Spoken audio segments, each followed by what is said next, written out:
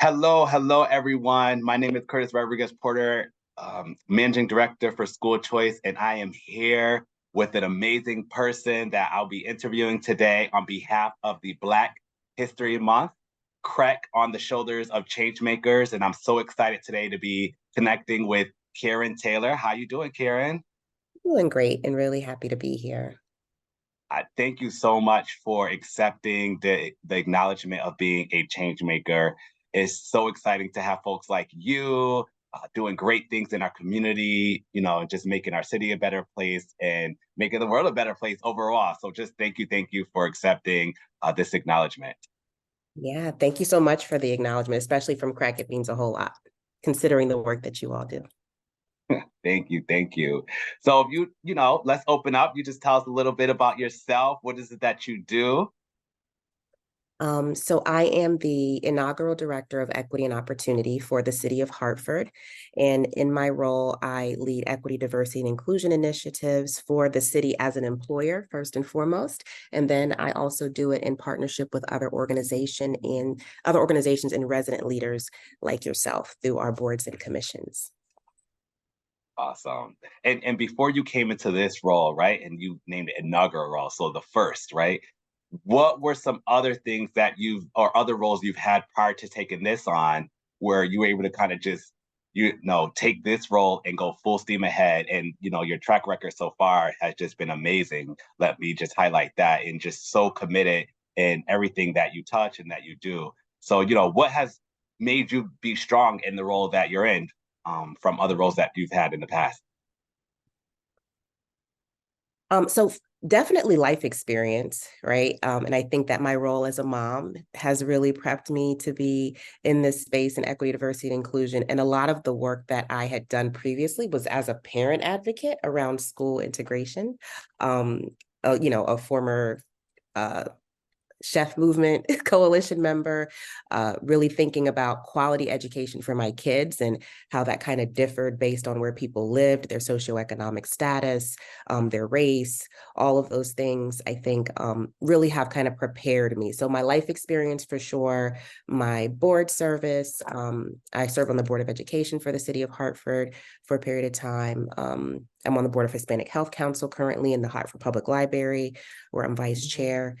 And so, just being able to look at all these different community organizations that are helping to create the future of integration for the city of Hartford and Greater Hartford, as a matter of fact, and then coming home and looking at my two little Hartford people on the sofa, is really what has prepared me to take this role on and actually helped me create a lot of community connections to support the work. Love it. I love it. And with that, would you, just share a little bit with us, a little bit about your involvement in the work of DEI? Um, you know, Yeah, so even before I came to the city of Hartford, I also I ran equity, diversity, and inclusion learning for Cigna's global enterprise. So I created learning solutions for Cigna where I helped to support underrepresented talent in terms of like reaching the next level, right? And so I created a course called Inclusive Leadership that brought leaders together with their managers, literally from across the country, right? And I'm doing this from from my house in Hartford, right? A lot of times virtually, but it's kind of astonishing to think that I could have had such an impact on such a large organization, which is headquartered in Bloomfield, Connecticut, which I don't know a lot of people, I don't think a lot of people know that. right. Um, but a lot of the lens that I was able to kind of get shaped came from my work at Cigna, being a global healthcare organization that literally is helping to meet the needs of people around the world, their health needs, right? And so equity, diversity, and inclusion in that particular role really was life-saving work when you're thinking about health equity and who has access to what and how different communities need access to different things, different social determinants of health, thinking about where people live, how they live, culturally, the foods that they're eating. So it really took sort of equity, diversity, and inclusion work out of this squishier realm for me and said, oh no, like this actually can impact the way that people live, the way that people are serviced, and ultimately save their lives. And that's not just figuratively speaking, no, literally speaking. Right. And have a sense of belonging as well. Absolutely, absolutely. So, You know, we, no, go ahead.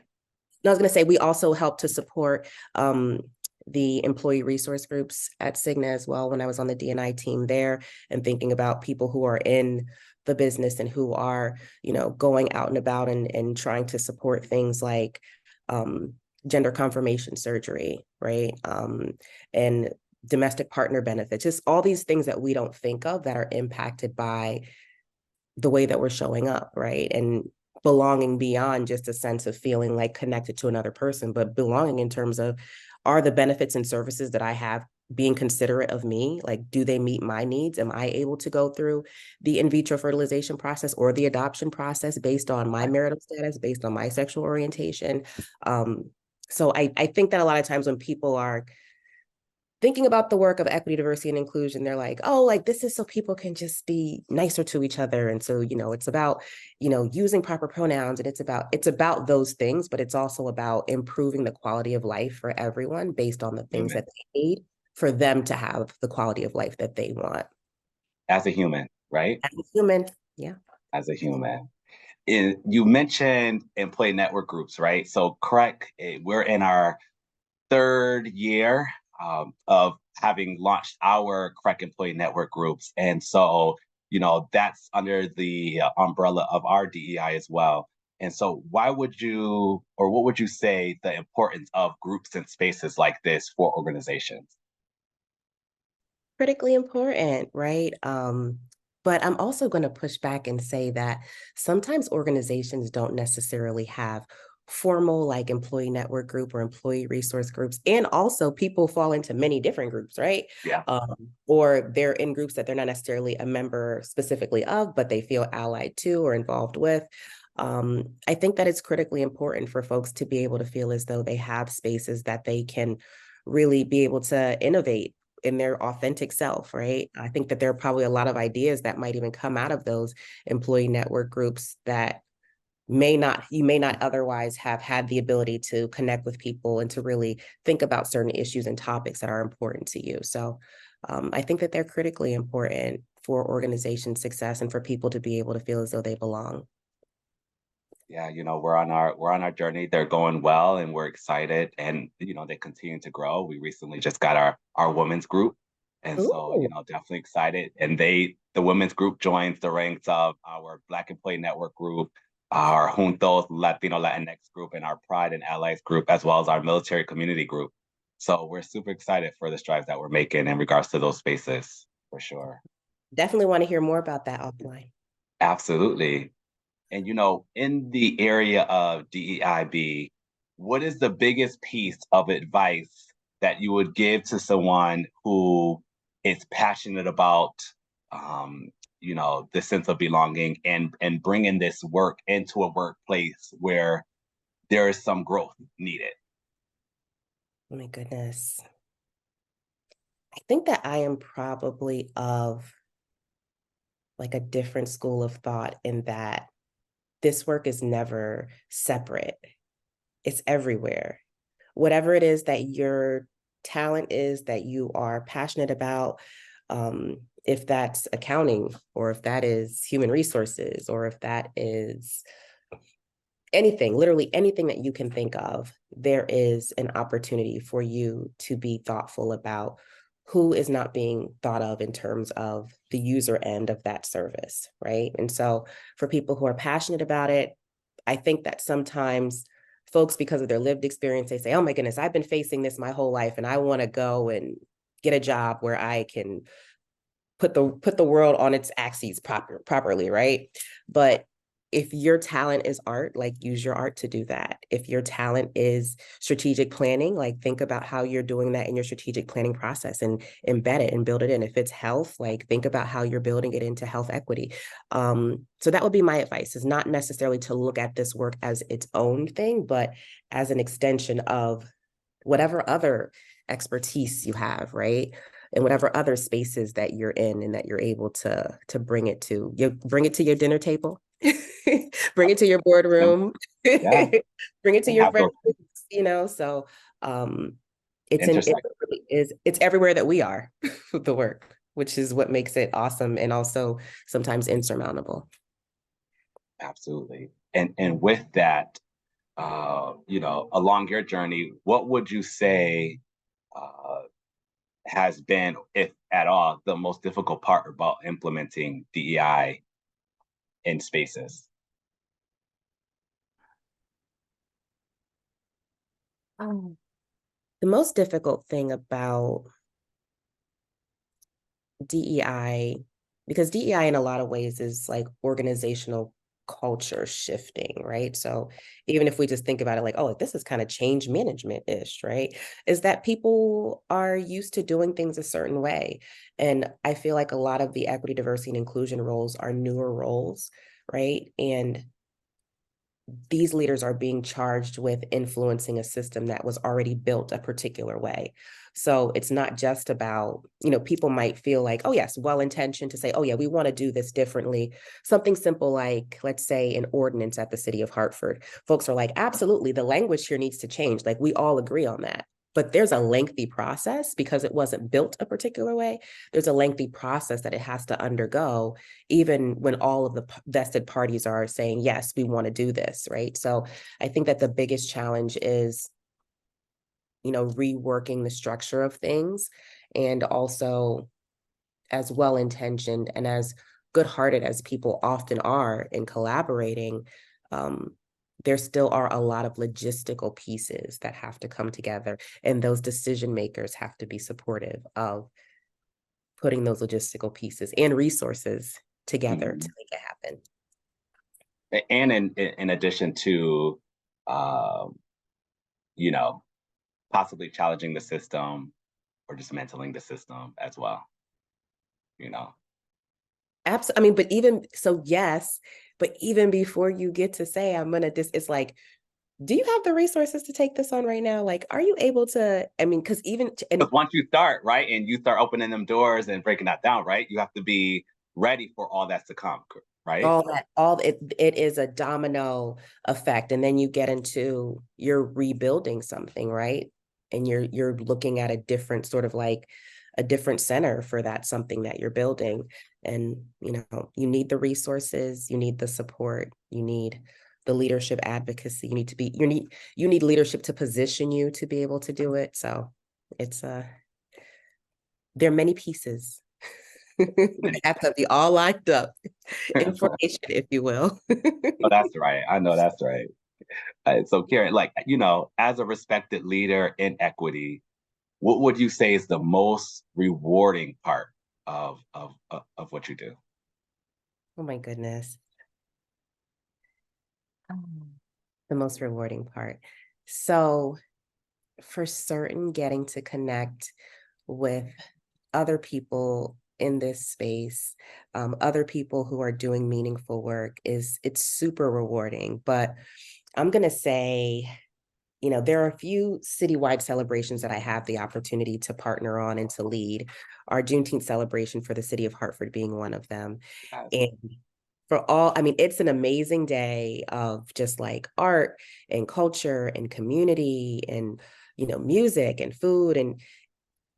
But last year we had this an installation by an artist by the name of Mercury, and it was like Ancestor in Progress, I think it was called.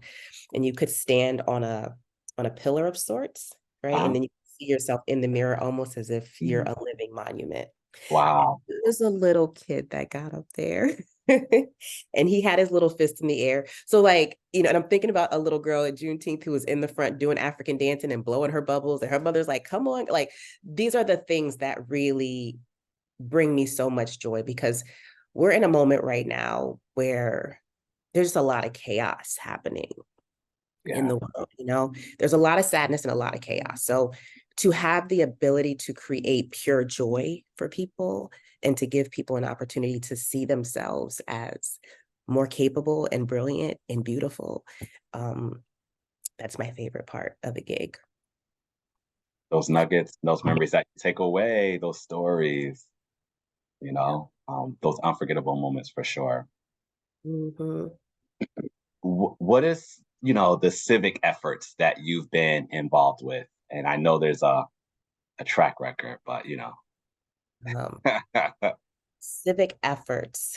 So, are you thinking about board service? Or are you like specific initiatives or? um, specific initiatives under your role in City Hall. I know for one, as a support to the boards and commissions, my commission being one of them, the LGBTQ plus commission for the city. I know that you've done great strides with just allowing us to, be more efficient, for things to be more streamlined, right? For us to continue to work on getting new members on the boards and commissions. So, I know that from my lens. You're too gracious, first of all. I'm like the boards and commissions, they kind of run on autopilot because there are brilliant servant leaders who are doing that work. I am appreciative of that. But yes, we do support boards and commissions, but also under our office, we were able to implement sexual harassment awareness training for the entire city of Hartford, which I think is important, right? When we're thinking about workplace climate and culture, and all these things impact the way that employees are able to interact with our residents, right? So our hope is that we create stronger internal culture and that will just kind of pour on out into the work that folks do in collaboration with our community members. So implementing the sexual harassment awareness training and compliance has been really important in this particular role. Additionally, we had some work that needed to be done around ADA training, American Disabilities Act training for the city of Hartford. So I was instrumental in making sure that we got that situated and that we had our employees trained, to the extent that they needed to by Department of Justice requirement.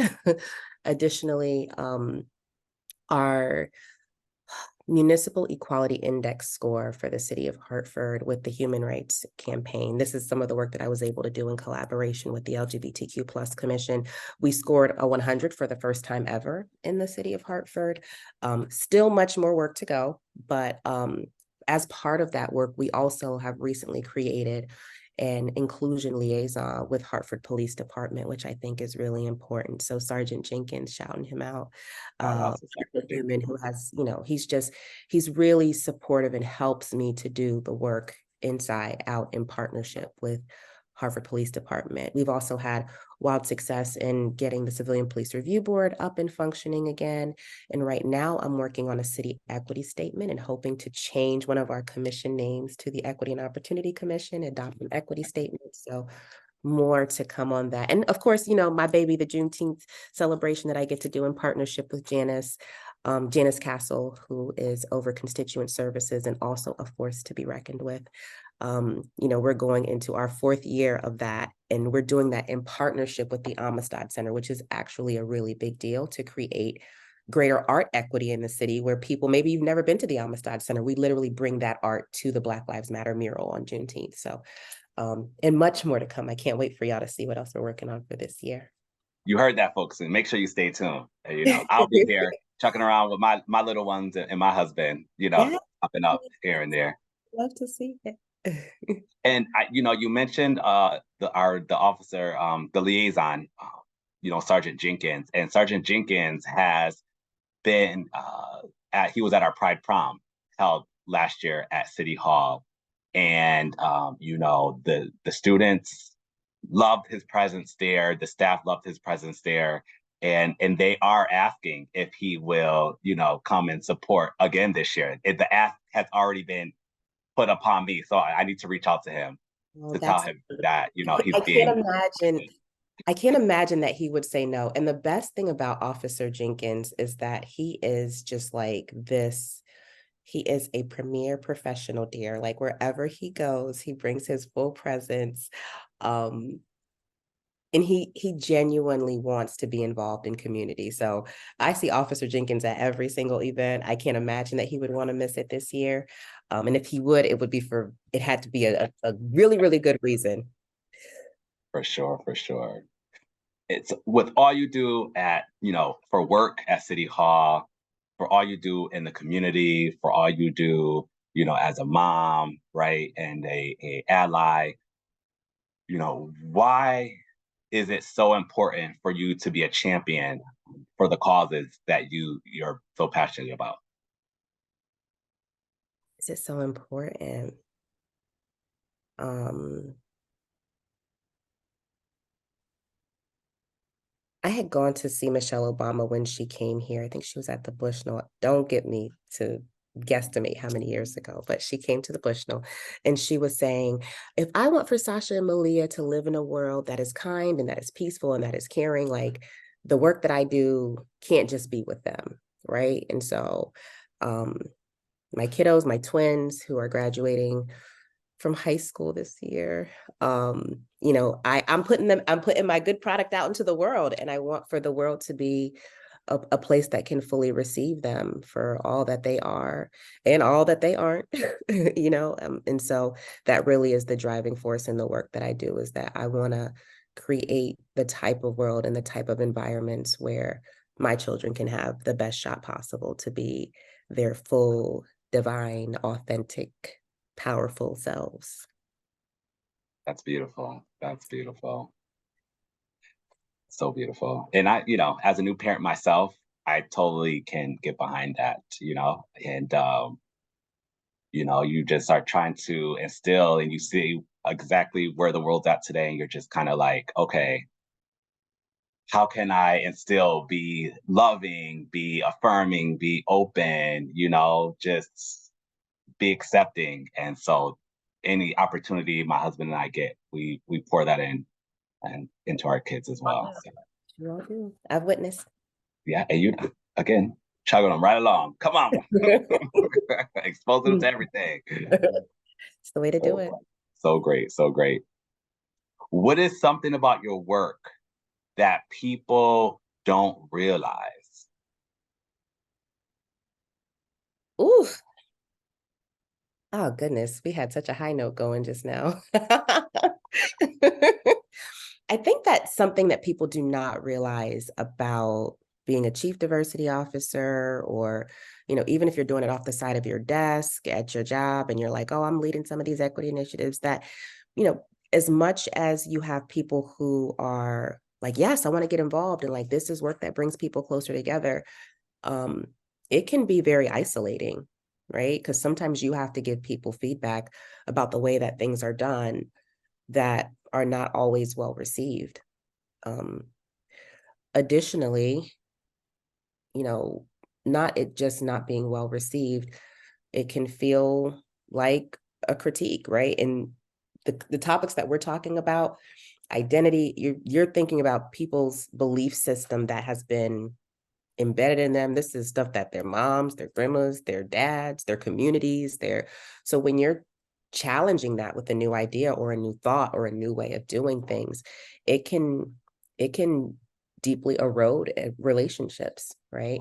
Um, Also, I am very sensitive to the fact that we are going into an election year, and there is a lot of socio-political discussion right now around people's ages and races and ethnicities and geographic locations and what people here think and what this party and so, you know, your EDI workers, your your chief diversity officers, right? Like, be sure to check in on them, because this work can be very isolating. And as much as you do have friends in the work and you do get to be at all these events where there are people who are doing these amazing things, and um, there also is, sometimes isolation and loneliness that's connected to that. So gotta be sure to include the includers, right? Yeah, it's especially, you know, you said you're the inaugural leader, right? And so like you're building your team and you know, a lot of newness is happening. And especially now, right? We have a new mayor. And so I just you know, with that comes a lot of change and folks are used to something and you know, now they have to kind of shift their mindset, you know, and so you know, I can't imagine. And that's why we lift you up.